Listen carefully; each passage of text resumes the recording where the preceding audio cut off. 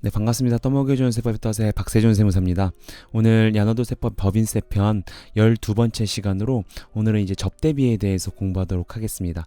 자, 접대비는 이제 오늘 공부할 게 1번부터 6번까지예요. 그래서 오늘 이 강의를 두 개로 쪼개서 할까 생각하다가 쪼개서 하면은 연결이 안 돼서 공부하기가 힘듭니다. 그래서 오늘은 좀 오래 걸리더라도 자, 1번부터 6번까지 다 할 거예요. 그래서 1번, 2번, 3번, 4번, 5번, 6번까지 하면 오늘 강의는 끝이 납니다. 자, 그래서 먼저 1번, 2번, 3번을 끊어서 자, 접대비 유무에 대해서 공부를 할 겁니다. 그리고 5번을 끊어서 1단계 세무 조정을 할 거고요. 6번을 끊어서 자, 이제 2단계 세무 조정을 할 거예요. 자, 요거는 지금 이해가 안 가십니다. 그런데 이제 요 강의를 들으시면 다 이해가 되실 거예요. 자, 첫 번째로 1번 접대비 정의에 대해서 공부하도록 하겠습니다. 저희가 손금 예시에서 저희 접대비라고 이제 공부를 했잖아요. 그래서 접대비는 손금에 포함이 되는 항목입니다. 그런데 이제 한도가 있고 오늘 이제 좀 복잡할 수 있어요. 그 한도를 적용하기 전에 또 먼저 1단계 세무조정이 있다는 거예요. 자, 이제 볼 겁니다. 접대비는요, 법인이 이제 거래처들이 있잖아요. 자, 이제 거래처와 이제 관계 유지 개선을 위해서 이제 돈을 쓸 거 아니에요. 그쵸? 그래서 접대, 교재, 사례 또는 그 밖에 어떠한 명목이든 상관없이 이와 유사한 성질의 비용은 다 모두 다 접대비예요. 자, 그래서 접대비는 우리나라에서 비용으로 인정을 해줍니다. 그런데 자, 이제 한도가 있어요. 한도까지만 손금으로 인정을 해주고 그 한도를 이제 넘어서는 금액은 손금으로 인정을 해줄 수가 없습니다. 자, 보면은 그래서 이제 인정을 할 수 없는 건 이제 세무조정에 나와야겠죠. 지금 손금 불산입, 자, 이 접대비하고 기타 사회 유출이에요. 이 기타 왜 기타 사회 유출이냐? 자, 여러 가지로 쓸 거 아니에요. 법인이랑 이제 거래처들이 이제 뭐 밥을 먹을 수도 있고 술을 먹을 수도 있고 공연을 볼 수도 있고 또 이제 문화를 즐길 수도 있습니다. 이런 것들이 귀속을 할 때 그 귀속되는 주체를 알 수가 없어요. 그래서 귀속 주체를 알 수가 없죠. 왜냐면 술집으로 가서 갑자기 가서 귀속이 됐으니까 소득세를 더 내라 뭐 이럴 수 없잖아요. 그렇기 때문에 이거는 무조건 기타 사회 유출입니다. 그 이유가 뭐냐면 귀속된 자를 분별할 수가 없습니다. 그래서 손금 불산입, 접대비, 기타 사회 유출이에요. 자, 이렇게 개관을 하고 본격적으로 들어가도록 할게요. 들어가기 앞서서 접대비랑 광고 선전비랑 기부금을 구별을 해야 됩니다. 이렇게 구별을 할 수 있는데 어떻게 구별하냐면 먼저 업무 관련성이랑 지출 대상이랑 한도 이렇게 세 가지를 가지고 요 세 개를 구분을 할 수가 있어요. 접대비는 업무와 관련성이 있는 겁니다. 업무와 관련성이 있는 거기 때문에 손금을 인정을 해주는 것이고 광고 선전비는 당연히 업무랑 관련이 있겠죠. 근데 기부금은 업무와 관련이 없어요. 업무와 관련이 없는데 비용으로 인정을 해주는 게 특이하죠. 기부금은 다음 시간에 공부할 겁니다. 지출 대상은요, 접대비 이제 특정인이죠. 근데 이제 광고 선전비는 불특정인입니다. 그러니까 다수에게 하는 것이죠. 기부금도 특정인이에요. 그 특정인은 법인일 수도 있죠. 개인일 수도 있고 당연히. 자, 이제 한도는 접대비는 한도가 있어요. 광고 선전비는 한도가 없습니다. 그리고 기부금도 다음 시간에 공부를 하겠지만 한도가 있어요. 그래서 이렇게 세 가지로 분류를 해서 접대비, 광고 선전비, 기부금을 구별을 해야 됩니다. 왜 구별을 해야 되냐면 광고 선전비는 한도가 없죠. 그런데 접대비랑 기부금은 한도가 있기 때문에 그걸 구별을 해야 돼요. 자, 이렇게 구별을 했고 자, 이 접대비 중에서 이번 시간에는 저희가 이제 야노드세법이기 때문에 많이 들어가진 않습니다. 그래도 꼭 알아야 될 필수적인 개념들만 제가 정리를 했어요. 나머지 전체 또 이제 깊게 들어가는 거는 법인세 끝장내기 편에서 같이 공부하도록 하겠습니다. 먼저 주주나 임직원이 개인적 용도로 접대를 한 거예요. 법인의 거래처를 한 것이 아니고 주주 개인이나 임직원 개인에게 이제 접대를 한 것인데 그걸 이제 법인의 이제 자금으로 한 것이죠. 그럼 당연히 그건 비용으로 인정할 수가 없습니다. 손금 불산입하고 접대비하고 사회 유출이죠. 이 사회 유출은 기타 사회 유출이랑 다르죠. 저랑 같이 이제 같이 계속 공부하신 분들은 이거 바로 들으시면 이해하셔야 됩니다. 사회 유출이니까 주주면 배당, 임직원이면 상여겠죠. 그 사람들의 접대비이기 때문에 법인에서 인정해 줄 수가 없습니다. 그리고 채권 약정 포기액이라는 게 있어요. 자, 이제 법인이 거래처한테 이제 돈을 빌려주고 이제 채권을 받습니다. 이게 바로 채권이죠. 돈을 빌려준 게 채무가 아니고 채무의 반대가 채권이죠. 그런데 이 채권을 포기라는 겁니다. 왜냐하면 거래처와의 관계 유지 개선을 위해서 포기를 한 거예요. 그럼 이거를 어떻게 볼 것이냐? 그럼 이것도 이제 깊게 들어가면 공부할 것들이 있습니다. 근데 요거는 이제 접대비만을 생각하시면 되고, 이제 법인세 끝장내기에서 계속 공부할게요. 자, 그리고 광고 선전물이 있어요. 광고 선전물이 어떻게 했어요? 광고 선전비는 자, 불특정 다수인에게 하는 거기 때문에 한도가 없다. 지금 같이 공부했잖아요. 그런데 만약에 광고 선전물을 특정인에게 주는 거예요. 예를 들어서 뭐 청소기든 믹서기든 뭐 노트북이 상관없죠? 요런 것들을 특정인에게 광고 선전물을 주는 거예요. 그럼 이거를 광고 선전비로 해야 될 것이냐 아니면 접대비로 해야 될 것이냐 구분이 있어야겠죠. 그래서 세법에서는 연간 3만 원을 초과하면 요것을 접대비로 봅니다. 즉 연간 3만 원 이하다. 그러면 그거는 접대비로 안 보고 광고 선전비로 보는 거예요. 그래서 연간 3만 원이 초과하면 그것을 접대비로 보고, 그리고 이제 뒤에서 공부할 한도까지 적용을 해야 되는 겁니다. 그런데 단서가 있어요. 그 물건이 1만 원 이하 물건이면 이 한도 적용에 제외가 됩니다. 이해되시나요? 만 원 이하면 이 3만 원을 판단하는 그 금액에 들어가지 않아요. 예를 들어서 만 원짜리를 100개 줬다. 그럼 100만 원이잖아요. 그래도 각각 만 원이기 때문에 그거는 3만 원을 고려하는 금액에 포함이 안 되기 때문에 그거는 광고 선전비입니다. 이해 가시나요? 만약에 15,000원짜리 두 개를 줬어요. 그러면은 이 3만 원 안에 들어가겠죠. 대신에 3만 원 이하기 때문에 그것도 광고 선전비가 되는 겁니다. 저 단서 이해가 되시죠? 자, 그래서 연간 3만 원 초과면 접대비로 본다. 그래서 요렇게까지만 공부하겠습니다. 조금 더 공부할 것들이 있는데 그건 좀 지엽적인 것들이라 빼고 요 정도는 아셔야 됩니다. 그래서 요 접대비랑 요 접대비도 접대비에 들어갈 수 있다라는 것을 공부를 했고, 자, 이제 현물 접대비를 공부할 거예요. 약간 조금 어려운 개념인데 어렵지 않습니다. 잘 공부하면. 현물 접대비가 뭐냐면, 자, 이제 돈을 쓸 수도 있어요. 그냥 일반 접대비고, 현물 접대비, 즉 물건을 주는 거예요. 거래처들한테. 제가 차를 주는 경우도 봤어요. 거래처한테 차를 신차를 사서 자, 접대하는 것이죠. 그것도 접대비예요. 그렇죠? 대신에 현물로 준 것이죠. 자동차로. 그런 회사도 봤습니다. 문화 접대비, 말 그대로 문화를 같이 즐기면 그것을 문화 접대비로 하는 거예요. 이렇게 왜 나누냐면 일반 접대비는 이제 현물 접대비랑 문화 접대비를 제외한 나머지 전체 접대비겠죠. 왜 이렇게 나눠야 되냐면 일반 접대비랑 현물 접대비는 한도가 이제 적용이 됩니다. 그런데 문화 접대비를 하면 추가로 또 한도를 적용해 주는 게 있어요. 이제 뒤에 가서 공부할 겁니다. 그래서 이렇게 나눠야 되는데, 자, 먼저 현물 접대비부터 공부를 할 거예요. 현물 접대 아까 말씀드렸죠. 법인이 거래처에게 이제 무조건 관계 유지 개선을 위해서 현물을 주는 거예요. 그런데 이 현물을 줄 때도 이제 금액을 산정해야 그게 얼마 접대비인지를 알 수 있잖아요. 그래서 이 세법에서는 이렇게 되어 있습니다. 그 준 물건에 시가가 있을 거 아니에요. 그리고 장부가가 있겠죠. 장부가는 이제 저번 시간에도 공부를 했지만 그 취득가액에서 감가상각이 됐으면 그 빼고 남은 금액이 장부 금액입니다. 그런데 무조건 그 주는 그 물건에 시가랑 장부 금액이랑 비교를 해서요, 큰 금액으로 접대비를 보겠다는 거예요. 자, 이게 무슨 말이냐 볼게요. 예를 들어서 시가 1,000원짜리를 줬어요. 그런데 물건이 보니까 장부가는 700원입니다. 자, 요 예를 가지고 볼 거예요. 그런데 매출세액 100원이라는 게 지금 써져 있죠. 요거는 이제 부가가치세에서 이거는 사업상 증여로 보기 때문에 그거를 공급 의제로 보는 게 있습니다. 요거는 지금 세법 많이 공부하시는 분들도 부가세를 까먹으면 이게 연결이 안 되는 건데, 요건 지금 하지 않을 거예요. 이건 법인세 끝장내기에서 공부할 겁니다. 어찌됐든 이 내용도 알아야 하기 때문에 부가세 공급의제 6강에서 제가 이미 올려놨어요.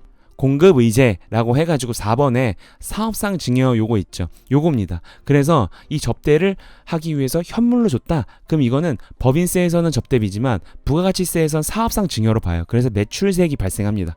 그 매출세액은 시가의 10%예요. 자, 요거 안 들리시는 분들은 그냥 한번 눈도장 한번 찍고 그냥 가시면 됩니다. 시가 1,000원에서 10%, 즉 매출세액 100원이 발생이 돼요. 요건 부가세입니다. 넘어가겠습니다. 이렇게까지만 설명을 하고.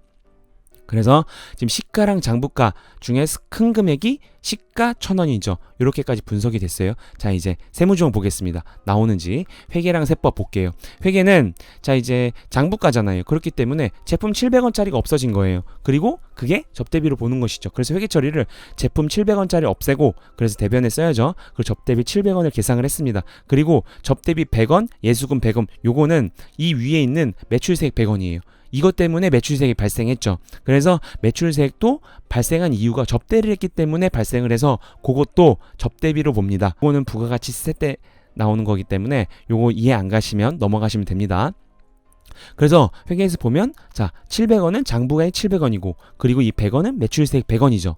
근데 자, 이제 맥스 시가 1,000원이라고 했어요. 세법에서는. 그쵸? 그래서 시가 1,000원으로 우리는 계상을 해야 됩니다. 자, 그래서 접대비 1,000원으로 계상을 해야 돼요. 세법이 그렇게 돼 있습니다. 그리고 요거는 시가 1,000원이죠. 그런데 제품은 700원이잖아요. 그쵸? 그럼 300원은 어떻게 보느냐? 300원은 이익 300원을 잡습니다. 왜냐면 이거를 일단 시가로 평가해서 시가 1,000원짜리를 줬다고 보는 거예요. 대신에 평가를 했으니까 그만큼 나머지 차액은 이익으로 보겠다는 거예요. 그리고 밑에 접대비 100원, 예수금 100원 이거는 같습니다. 매출세액이죠. 그래서 요렇게 제품 700원이랑 이익 300원을 합치면 시가 1,000원이 되죠. 그리고 요 밑에는 매출세액 100원입니다. 요거 지금 무슨 말인지 이해가 잘 안 가실 텐데 보도록 할게요. 왜 이렇게 해야 되는지. 회계에서는 보니까 지금 접대비가 800원이에요. 근데 세법에서는 지금 접대비가 1,100원입니다. 300원이 더 늘었죠. 자, 분석을 해볼게요. 요 밑에 거는 똑같으니까 볼 필요 없고, 자, 이제 세법 1,000원 접대비를 1,000원을 이렇게 쪼개겠습니다. 접대비 700원이랑 접대비 300원을 쪼개면 이렇게 되죠, 지금 분계가. 자, 그래서 회계 접대 700원, 제품 700원이랑 요건 똑같아요. 그죠? 세법에서 접대 700원, 제품 700원. 지금 뭐가 차이예요? 그렇죠. 접대비 300원인데 그것을 이익으로 300원을 처리했습니다. 이유는 아까 말씀드렸죠. 시가가 1,000원이기 때문에 이것은 이미 평가를 한번 해서 그 제품을 시가로 만들어 놓은 다음에 그것을 시가만큼 줬다는 거예요. 그렇기 때문에 그 300원이 이익이 되는 겁니다. 그래서 보면은 비용이 지금 300원 늘었어요. 그쵸? 그리고 또 수익이 또 300원이 발생이 됐네요. 그러면 비용이랑 수익이 같은 금액이 올라갔으니까 지금 이거 세무조정을 할 필요가 있을까요? 없을까요? 없어요. 왜냐면 저희가 이제까지 봤던 당기순이익에서 플러스 마이너스에서 각 사업연도 소득 금액을 구한다고 했잖아요. 그게 플러스랑 마이너스, 즉 텍스 세무조정을 통해서 나오는 것인데, 플러스 300원하고 마이너스 300원 하면 어차피 각 사업연도 소득 금액은 변하는 게 없죠. 그쵸? 그렇기 때문에 세무조정을 하지 않습니다. 즉 세무조정이란 각 사업연도 소득 금액을 구하기 위해서 플러스 마이너스를 하는 거예요. 그런데 플러스 마이너스 금액이 지금은 같기 때문에 이건 세무조정할 필요가 없는 거예요. 그런데 왜 세무조정할 필요가 없는데 지금 이렇게 300원이나 더 올려가지고 접대비를 하느냐? 아까 처음에 말씀드렸잖아요. 접대비는 한도가 있습니다. 그래서 다른 이 한도가 다 차면 그 다음은 비용으로 처리를 받을 수가 없는 거예요. 그러니 다른 접대비가 이만큼이 있었다. 근데 현물 접대비로 인해서 더 지금 그만큼을 파일을 지금 채워 넣겠다는 거예요. 그렇죠? 세법에서는. 그렇기 때문에 자, 회계에서는 제품 장부가액 700원, 접대비 700원으로 했지만 세법에서는 아니다. 장부가액이 시가보다 낮다. 즉 시가가 장부가액보다 크다. 그러면 그만큼 일단 평가를 해라. 그리고 그 차액은 접대비로 보겠다. 대신에 이익도 300원으로 잡아라. 그래서 세무조정은 할 필요는 없지만 저 300원이 접대비로 들어가야겠다라고 보는 거예요. 이해 가시나요? 이게 현물 접대비가 처음에 공부하신 분들은 무슨 말인지 이해가 안 가실 텐데, 제가 지금 말씀드린 걸 다시 한번 들어보시면 아, 이게 시가로 평가를 해서 1,000원으로 만들고 그거를 접대한 것이다 라고 지금 생각하면 쉽게 이해할 수 있습니다. 그래서 회계에서는 800원이라고 접대비를 보지만 세법에서는 1,100원으로 보는 거예요. 그래서 1,100원이랑 800원의 차이가 그쵸, 시가랑 장부가의 차액입니다. 이렇게 이해하시면 될 것 같아요. 그럼 하나 더 볼게요.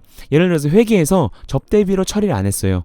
복리후생비로 많이 보통 보면은 세무 조정을 할 때 법인 지금 시즌이잖아요. 보면은 계정 과목별로 보면요, 접대비로 들어가야 될 거를 회계에서 복리후생비로 처리한 경우가 되게 많습니다. 그런데 딱 봐도 보면 접대비예요, 이거는. 그래서 복리후생비로 처리를 이렇게 했다 하더라도 세법에서는 그것을 접대비로 봅니다. 그래서 접대비로 분류를 해서 그것도 마찬가지로 한도 적용을 해야 돼요.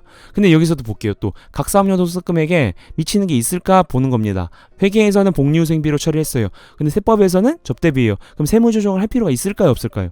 이것도 할 필요가 없어요. 왜냐하면 똑같은 비용 처리이기 때문에. 왜냐하면 당기순이익에서 플러스 마이너스 할 것이 없습니다. 볼까요? 세법에서 접대비 700원, 접대비 300원, 이익 300원, 그리고 이것도 접대비 100원이에요. 그럼 똑같이 왼쪽 회계랑 같이 비용 800원이 나와요, 순액이. 그렇기 때문에 비용적인 측면에서 총액이 같죠. 그렇기 때문에 세무조정을 할 필요가 없어요. 대신에 회계에서는 지금 이 복리후생비로 처리했기 때문에 접대비는 얼마예요? 0원이죠. 그런데 세법에서는 이만큼을 합치면 1,100원입니다. 그래서 요 계정 과목별로 상관이 없다는 거예요.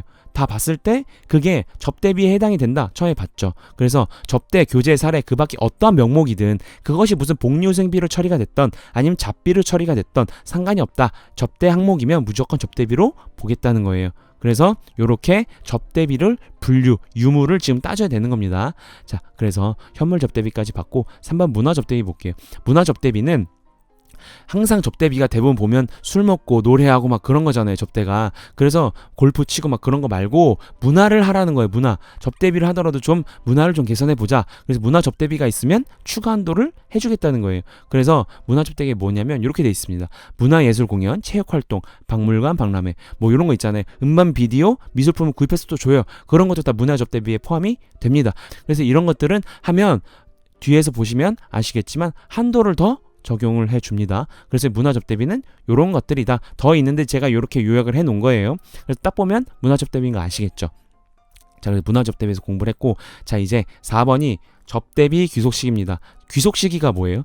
그 해의 접대비로 본다는 거예요. 아니면 그 다음 연도로 이거를 접대비로 넘기겠다라는 게 귀속시기입니다. 귀속되는 시기를 정하는 거예요. 자, 요건 뭐냐면, 자, 이런 접대비들이 있잖아요. 귀속시기는 접대한 날을 귀속시기로 합니다. 예를 들어서 X1년이랑 X2년이 있어요. X1년에 접대 행위를 했습니다. 예를 들어서 이때 막 골프 치고 놀았어요. X1년에. 그런데 그 골프장에 X2년에 접대비를 지급을 했습니다. 그러면 만약에 이렇게 세법에서 정해져 있지 않다면 X1년으로 할지 X2년으로 할지 기준이 없죠. 그래서 요런 것들을 가지고 회계에서 장난을 칠 수가 있습니다. 그래서 무조건 귀속 시기는 접대 행위날로 한 거예요. 그래서 접대비 지급이 아닙니다. 그래서 귀속 시기는 접대 행위를 한 날로 돼 있어요. 그래서 만약에 X2년에 접대비 지급의 회계 처리를 했다. 즉 X1년에 접대 행위를 했는데 X2년에 접대비 지급을 할 때 그때 X2년 접대비로 계상을 했다. 그러면 세무조정이 나와야겠죠. X1년에 송금산입 접대비 요거는 시기 차이니까 마이너스 유보고 X2년에 추인을 해야겠죠. 손금불산입 접대비 유보다. 요거 지금 이해 가시면 저랑 이제까지 공부 잘하신 겁니다. 그래서 요거 추인으로 생각할 수도 있고 X1년 때는 송금산입으로 해서 접대비를 잡고 X2년에는 회계에서는 접대비를 했지만 세법에서는 접대비가 아니죠. 그래서 송금불산입 접대비 유보 요렇게 해도 되고 결국에는 추인입니다. 그쵸? 유보 중요해요. 항상 그 1, 2, 3, 4강, 5강까지 공부 제대로 해놓으셔야 됩니다. 그러면 뒤에는 쉽습니다. 그래서 지금 1번, 2번, 3번, 4번까지 봤어요. 1번, 2번, 3번, 4번이 보면 뭐예요? 제가 지금 오른쪽에 접대비 유무라고 해놨죠. 자, 이게 뭐냐? 이렇게 돼 있는 겁니다. 지금 이 접대비 단기에 접대비를 쫙 계산을 일단은 분류를 해놓은 거예요. 1, 2, 3, 4번을 통해서. 그리고 이제 한도를 적용을 해야 되는데 그게 1단계랑 2단계 세무조정이 있다는 겁니다. 일단은 1번, 2번, 3번, 4번 지금 체크해놓은 거 있잖아요. 이 1번, 2번, 3번, 4번은 지금 이제 이 한도를 적용하기 위해서 이 올해 단기 접대비를 일단 쫙 분류를 해놓은 거예요. 그쵸? 요거를 지금 해놓은 게 1번, 2번, 3번, 4번 작업입니다. 이제 5번 작업을 할 거예요. 5번 작업은 자 오른쪽 보시면 자 이제 쫙 분류를 했어요. 접대비를. 그런데 쫙 보니까 이만큼이 적격이 증빙이 없는 거예요. 적격 증빙이 제대로 안 돼 있는 겁니다. 저번 시간에 공부를 했지만 손금으로 인정되기 위해서는 적격 증빙이 있어야 된다고 저희가 공부를 했죠. 그렇죠? 그래서 지금 그거라는 겁니다. 5번은 접대비 지출 증빙이에요. 그래서 그게 바로 1단계 세무조정입니다. 6번을 하기 전에 먼저 이걸 해놔야 돼요. 왜냐면 바로 이거는 송금불산입이에요. 한도 적용 필요 없다. 이거 만약에 1단계에서 걸리면 한도고 뭐고 그 금액은 전액 손금불산입이에요. 그래서 증빙불비라는 게 무슨 말이에요? 아예 증빙이 없다. 접대를 했는데 증빙이 아예 없어요. 저번 시간에 공부했던 증빙들 있잖아요. 법인세에서 증빙이 아예 없이 그냥 비용으로 처리했다. 이게 증빙불비인 것이고 그리고 미적격 증빙이다. 즉 증빙은 받긴 받았어요. 그런데 적격이 아닌 증빙입니다. 이 두 가지를 나눠서 증빙불비, 즉 증빙이 없다면 손금불산입 접대비 상여로 봅니다. 이건 대표자 너의 잘못이라는 거예요. 그래서 아예 증빙이 없는데 그것을 접대비로 계상을 했다. 그럼 대표자 책임이다. 그래가지고 그냥 상여로 때립니다. 그래서 송금불산입 접대비 상여로 하고 미적격 증빙이다. 이건 송금불산입 접대비 기타 사회 유출이에요. 이거는 미적격 증빙은 같습니다. 왜냐면 증빙을 받긴 받았는데 그 귀속을 따질 수가 없죠. 아까 마찬가지로 접대비 한도랑 똑같은 말이에요. 그래서 그 귀속이 어디 있는지 골프장에 썼는지 아니면 뭐 술집에 썼는지 음식점에 썼는지 알 수가 없잖아요. 자, 그래서 증빙불비는 상여고 미적격 증빙은 기타 사회 유출입니다. 자, 볼게요. 저번 시간에 공부한 거 보겠습니다. 10강에서 야노도세법 10강에서 적격 증명 서류 만약에 미적격을 받았다. 그럼 어떻게 해야 될까? 예를 들어서 영수증이라 그랬잖아요. 영수증은 법인세에서 인정하는 적격 증명 서류가 아니죠. 그래서 어떻게 공부했어요? 이때 다 공부했습니다. 이미. 접대비는 건당 10,000원을 초과하면 송금으로 인정을 안 해버리죠. 그리고 건당 10,000원 이하이면 송금 인정을 하는데 그 10,000원 초과면 송금 불산입 기타 사유 유출 이미 공부했어요. 저랑 식강에서. 이게 지금 제가 지금 말씀드린 겁니다. 그리고 건당 10,000원 이하면 송금 인정인데 어떻게 인정하느냐? 접대비 한도까지 인정을 해준다는 거예요. 그쵸? 이거는 이미 10강에서 공부를 같이 했죠. 그런데 여기서 하나 더 공부를 해야 될 게 만약에 경조사비 있잖아요. 결혼식에 참여한다거나 아니면 장례식장에 참여할 때 그 10,000원은 너무 심하잖아요. 그쵸? 그것도 결혼 비용이 결혼의 축의금이나 부조를 하는 그 장례식장에서 주는 그 비용은 접대비예요. 접대비인데 이 10,000원은 너무하다. 이 기준 금액은 20만 원으로 합니다. 그리고 똑같이 적용을 하는 거예요. 자, 그래서 20만 원인 걸 기억하시면 되고, 자, 여기서 하나 더 알아야 될 게 이 접대비에서 특이한 게 있습니다. 이 미적격 증명 서류 중에서 영수증뿐만이 아니고 임직원 개인 신용카드 매출 전표도 이거는 미적격 증명이에요. 이거 구분을 하셔야 되는 게 다른 비용에서 있잖아요. 복리후생비 예를 들어서 법인카드로 쓰지 않고 직원이 가서 밥을 먹었어요. 그거를 개인으로 썼어요. 그거를 회사에 갖다 내면 그건 적격 증명이 됩니다. 그런데 접대비는 임직원 개인 신용카드 매출전표를 갖다 내도 그건 적격 증명이 아니에요. 그래서 무조건 카드를 쓸 것 같으면 법인카드로 접대를 해야 됩니다.